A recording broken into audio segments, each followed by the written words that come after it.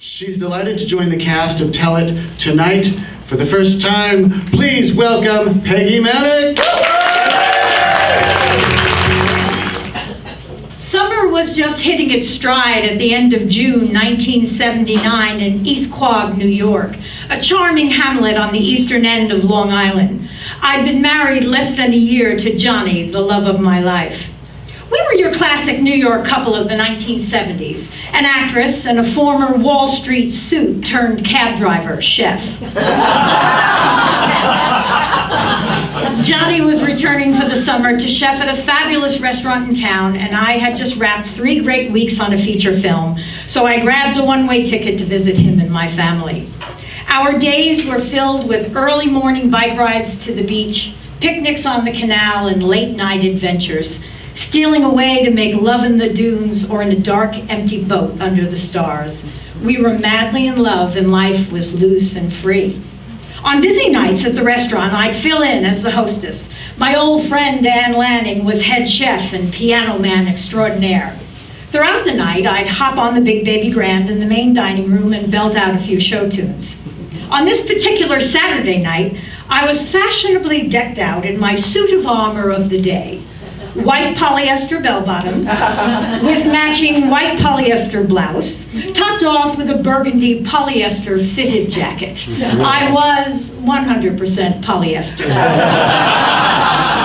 It was the 10:30 peak dinner hour. I had just sung Nobody Does It Like Me from Seesaw and was heading up to my hostess station with the sweet sound of laughter and applause still ringing in my ears. Someone asked for the owner, so I quickly turned around and made my way back to the crowded dining room to fetch him, and I briskly pushed open the double swing doors to the pantry. Push! I was in. No turning back. Just as I pushed, 2 waitresses were inside the pantry preparing a flambé dessert.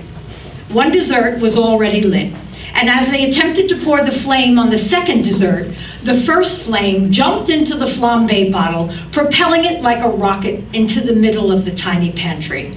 The bottle was spinning uncontrollably and spewing the liquid flame into the air, spinning and spewing, and push! I'm in. I'm in the ball of flame. I am the ball of flame. Trapped, unmerciful heat, blinded by the light, hands up, desperately trying to get my flaming long hair out of my face. First thought, denial. It's not me, it's them, the waitresses who I could still see through the oily flames.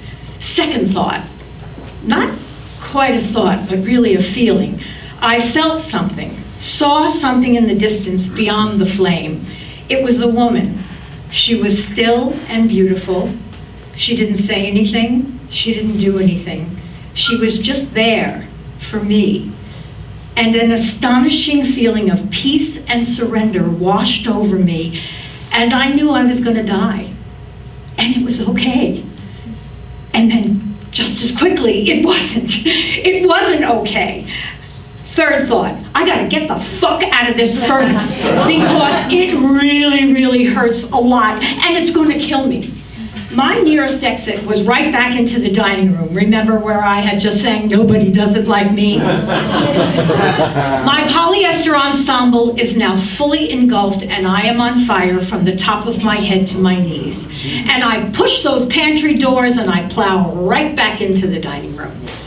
Now, I'm just going to stop here a quick second to say that I went to Catholic school and I've always had a really long list of resentments, and this one is right at the top of the list. Those fucking nuns never taught us to stop, drop, and roll.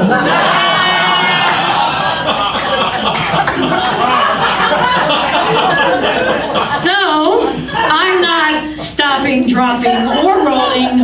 I'm running right through the dining room. A patron, who we later found out was the local dentist, jumps up, drops me down, and rolls me as he smothers the flames with his jacket.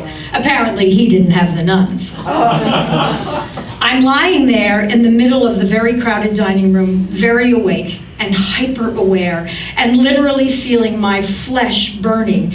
And I cry out, "Are my tits okay? Are my tits okay?"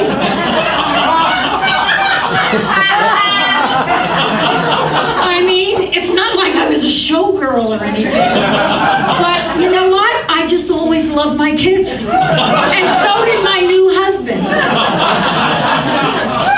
A bartender runs to the firehouse, which is directly across the street. He grabs the one volunteer fireman on duty and he races over and takes charge. The fireman and the dentist start cutting and ripping my still smoldering, melting polyester off and swiftly pouring ice water all over my body. Meanwhile, my new husband is having his own nightmare in the back, putting out the flames in the pantry. Never thinking I was anywhere near the kitchen, Johnny runs into the dining room and sees the crowd lying around someone on the floor. He knows it's bad. He can smell the burned clothes and the flesh, especially the hair. And he makes his way over to see that it's his new bride. In sickness and in health till, well, you know the rest. Here, it gets blurry. Speeding ambulance, small local hospital, ER doctor not up to the task and wants to admit me.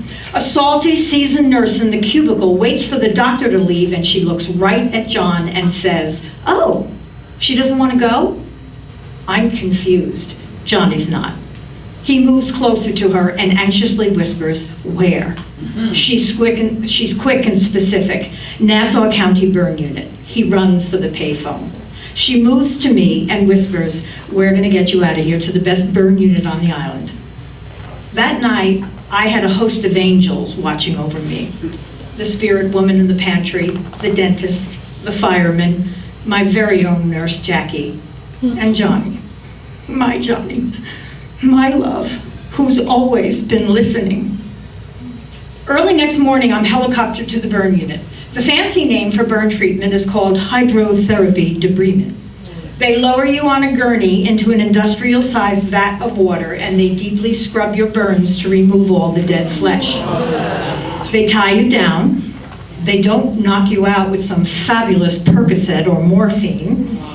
They need you awake so they know your breaking point. When I do finally wake up, it's Monday. I slowly open my eyes and I see my entire family around my bed. My husband, my parents, my siblings. 2 of my sisters had to get on a plane to be there. And I think, oh boy, this is bad. They're all in sterile gowns, gloves, booties, hats, and masks. All I can see is their eyes, and it's impossible for them to hide their fear as they try to comfort me. I can honestly say that looking into their eyes was maybe the most frightened I've ever felt in my life. And yet, they're all I have to verify that my face is not completely burned off, because guess what? There are no mirrors in this burn unit. Strictly forbidden. My not knowing the extent of my injuries led to behavior that I can only qualify as narcissistically insane. I was a kid, a 29-year-old newlywed, and an actor without a mirror in a fucking burn unit. I became a mad woman about the mirrors. I had to see for myself how badly I was burned. By this time, the doctors were getting me up and taking some of the dressings off my body. Unable to stand up straight, hunched over like a charred cave woman, everywhere I looked, my body was ravaged by the fire, and I was horrified that my face was in the same condition. So now I'm on a solo mission to find a mirror, or anything that resembles a reflection tool. Shower heads, faucets, towel racks, they were all treated with a layer of dullness. After visiting hours, I'd go into the bathroom, and like a convict working on her escape route, I'd use a tweezer to scrape away the dullness in the towel rack.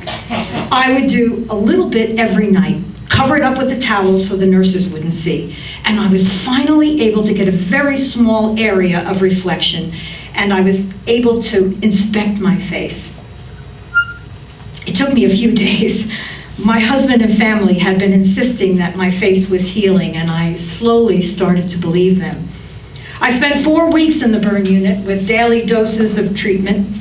It was also a large teaching hospital, and after a while I started referring to myself as the flambéed floozy, and it stuck.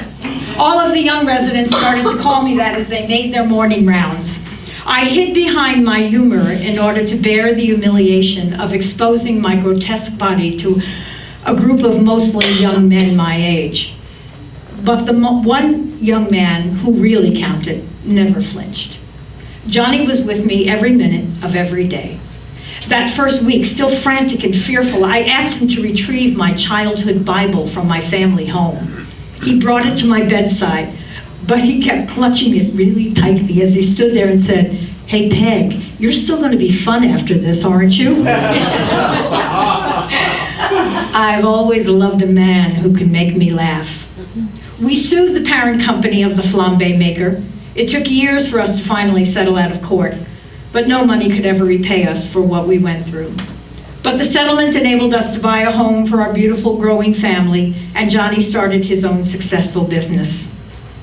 The wounds are long healed, and the scars, they are what they are, and I hardly notice them anymore. My own built-in survival skills helped me get through the fire and its immediate aftermath.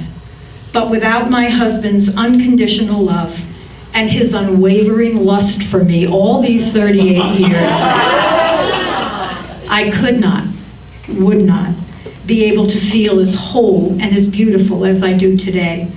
Sometimes it takes two to heal one. Johnny and I have a favorite cartoon he gave me for an anniversary card years ago. Two skeletons, side by side, holding hands. Each one has a faint pink heart. Caption, "Till death do us part" is for quitters.